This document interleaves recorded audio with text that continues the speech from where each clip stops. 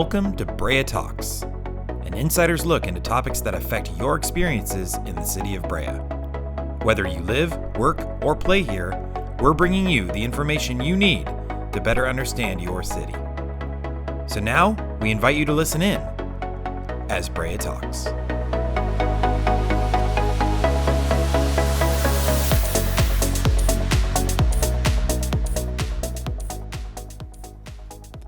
Hello and welcome. I'm Andrea Carvajal, and today, Brea Talks, the Brea Gallery.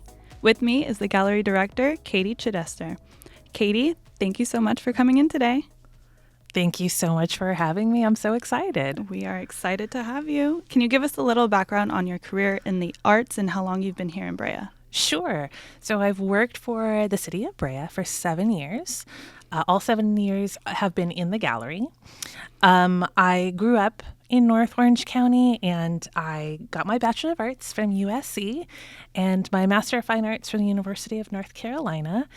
Moved back here. I was working professionally since 2001, so I've been around in Orange County art scene for a long time now.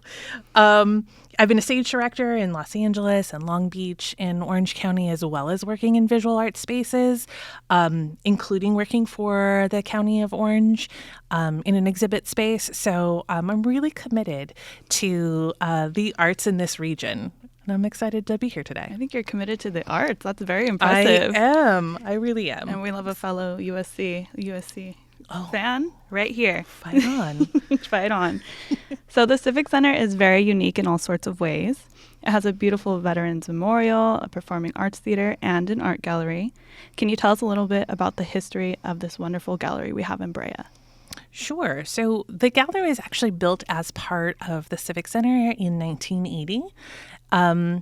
If you've listened to the Brea Talks Cultural Arts episode, which I believe is episode Plug 3, it in. There was some discussion about how the arts in Brea came about, how the people of influence at the time really decided that there needed to be a significant art presence, and were influenced by other major cities. So they built it into this building here. We're at the Civic Center, in the Civic and Cultural Center, included the theater and the gallery, believed that the art should be available for everybody, and made a commitment for that. And I really think that one of the really exciting things about this city is that those people of influence felt like you didn't need to go to a major metropolis in order to have access to art.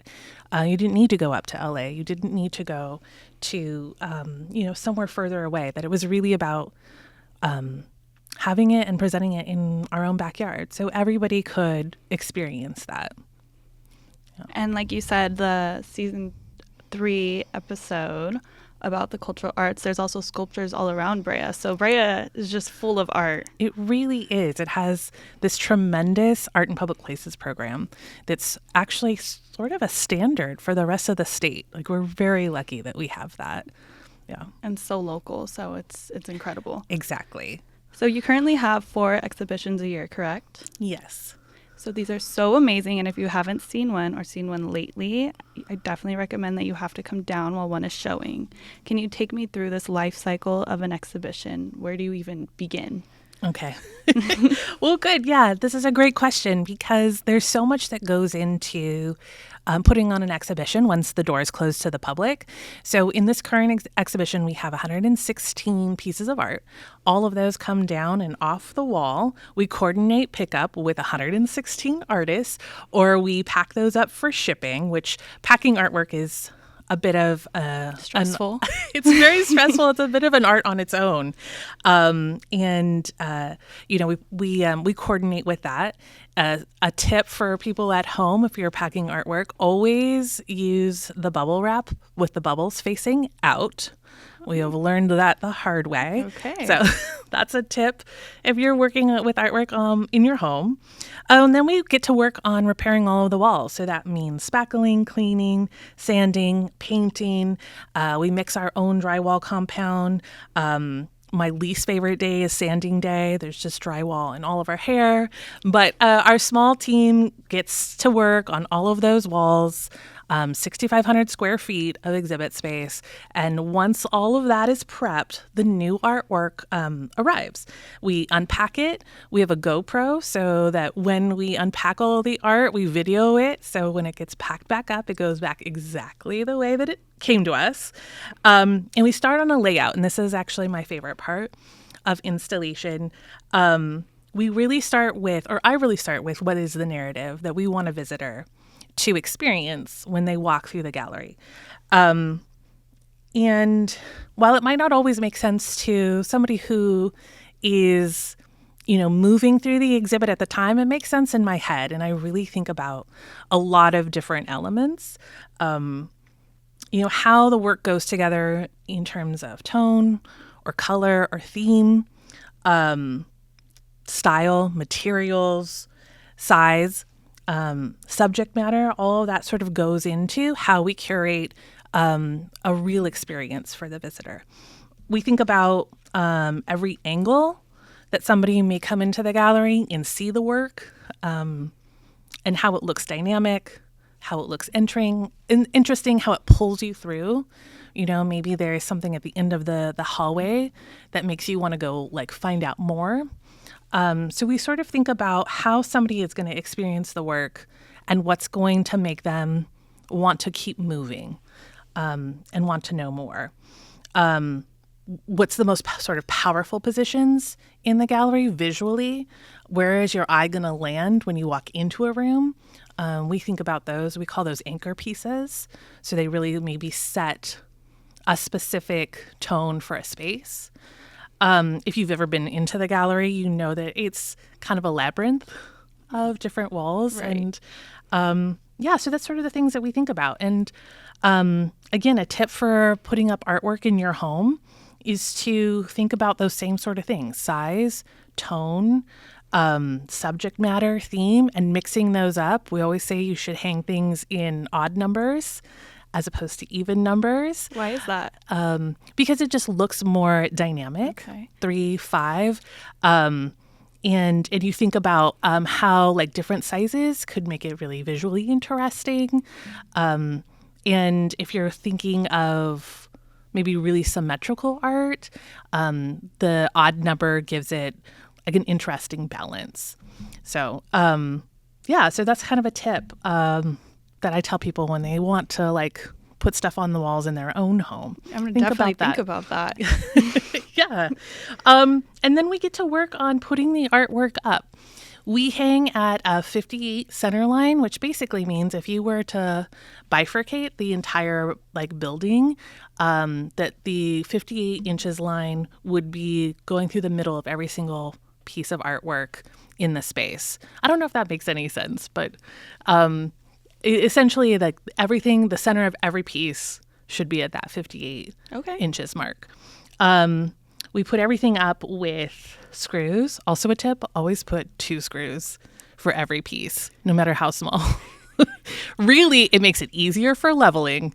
And also it's, we live in earthquake country, so. Very true. It's more secure. Take the precautions. So we put multiple screws up for each piece.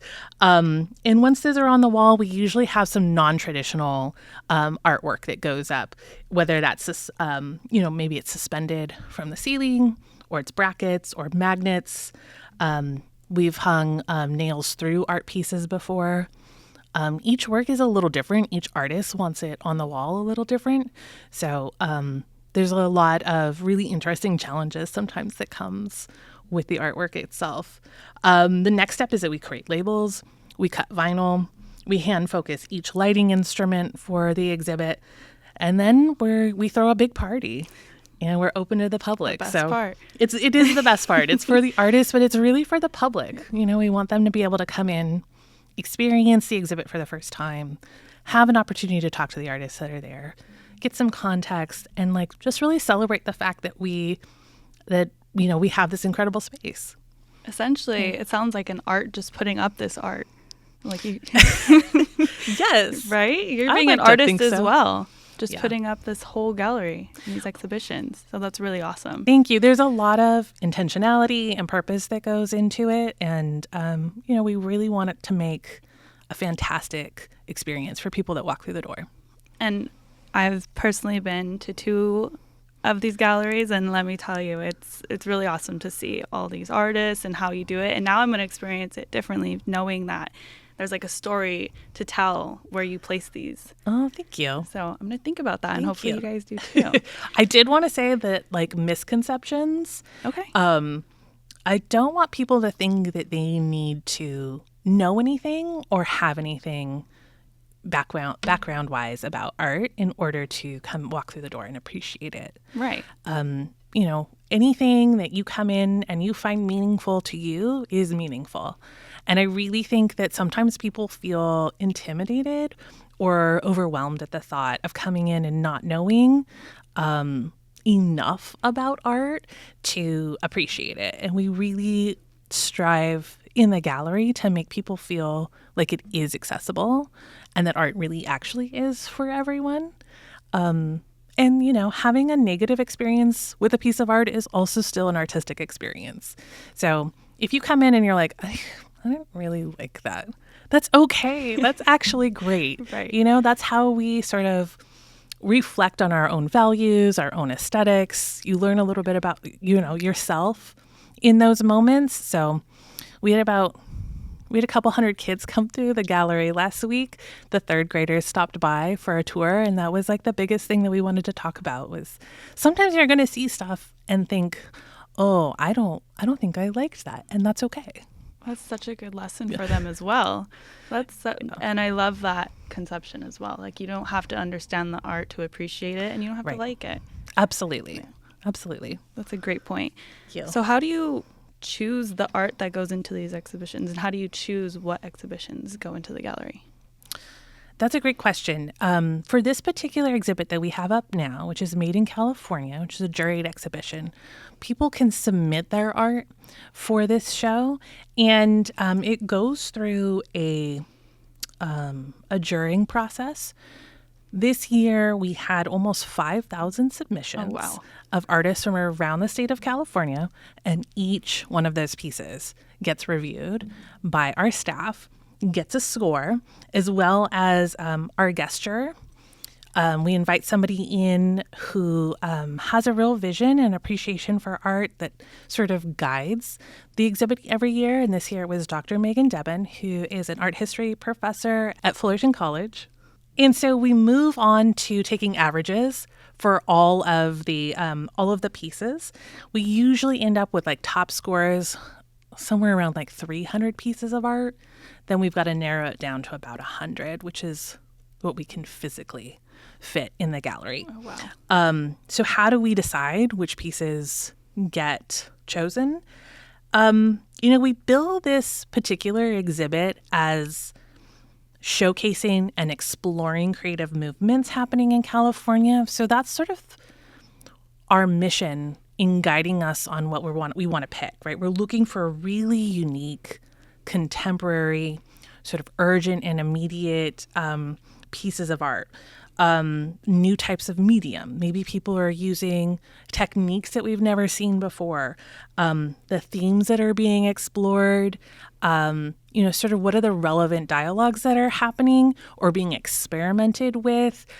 We want to curate a collection of work that really speaks to what the conversations, what conversations are happening in the creative class right now.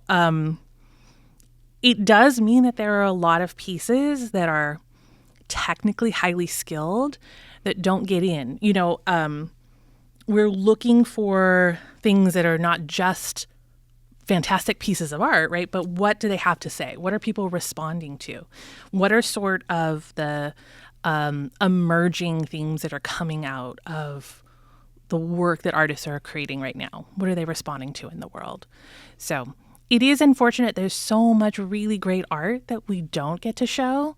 We hope to continue to have relationships with those artists, but we're really looking to give our visitors a taste of what's happening currently, right now. That's awesome. So this sounds like a very long process. It is. How long does it take to initially decide what exhibition you're going to do, decide who is going to get accepted into the gallery, and then putting it together? How long does that take? That is an interesting process. So Estimate. this particular exhibit happens every spring. So we're really lucky that we have Made in California happening every year. The call for art is open from October 1st all the way through February, which is a long time for people to figure out what it is that they want to submit and submit it to us. The turnaround on getting those submissions in, getting them juried, getting acceptance letters out, and then getting the exhibit up is like a very short window. Right. But for that particular show, which is the annual show, it is juried, and so people submit. The other shows that we do are invitational. So we'll do a number of exhibits in which a curator, myself, or a contractor will invite specific artists to show specific bodies of work around a theme or a concept. We also partner with other collaborators. So our next exhibit is going to be with a art association. So while they have their own juried process, we're hosting the exhibit as a collaborator. So those are really like the three types of exhibits that we're able to offer. And coming up with an exhibit calendar, we are working on a calendar for the next 3 years right now, which gives us enough lead time to develop relationships with artists and plan for the future. Oh, very cool. Yeah. So you said you're currently showing the annual Made in California exhibit. Yes. This is the only reoccurring exhibit you currently have. That is correct. Okay, so talk to me about Made in California. Why is this one so special that it just reoccurs every year? This one is special, I think, really for a lot of the reasons I said, previously, is that it really keeps us with our finger on the pulse of what's happening in the art community. And we're currently in our 39th year. So in 2025, we will have our 40th anniversary, which is exciting. I mean, basically, this exhibit is as old as this building. So it's really been a staple for the gallery, and I think it's really our flagship exhibition. And we're really grateful. I mean, we had those 5,000 submissions. A lot of that is word of mouth. Some of it is marketing. But honestly, I think it's just sort of the established endurance of the exhibit itself. People know about it. People know that it means something. It's built a lot of value over the years, and so people see the benefit of submitting to it. So, yeah. And the 2024 Made in California, or MICA, Yes. and it's also commonly referred to as. So if you see that or Made in California, that means the same thing. Right. When does it end? So this year, the last day for the exhibit is Sunday, June 23rd, and everybody's invited. We're having a closing reception from 4 to 6. It's free. There's music. There's food. It's sort of a last chance to get photos, talk to the artists, and we really sort of toast to, a great exhibit. So that's coming up. Yeah. You only have a few more weeks to view it. So it's Exactly. Wednesday to Sunday, right? From 12 to 5, you guys are open? Those are our hours, Okay. Wednesday to Sunday, noon to 5. Got it. And like I said, get down here and check it out. Katie, thank you so much for coming on and sharing all of this with us. It's so cool to work at a place that has this awesome gallery. It really I is. personally love art. I've been going to galleries and museums since I was little. So to have something so local and work here is amazing. And I know the more people that see what you're offering here, the more they'll understand and appreciate everything that goes into it. So thank you. Thank you. I'm so grateful to get on here and be able to talk about the arts. I think, just as a reminder, we're so lucky that Brea supports the arts and has access to this. It's a really fantastic aspect of our community. That's it for this episode of Brea Talks. This episode and all episodes of Brea Talks can be heard wherever you get your podcasts, as well as on Brea TV and the City of Brea's YouTube channel. Don't forget to follow, like, subscribe, rate, and review. And we'll see you next time. Thanks again for listening in as Brea Talks.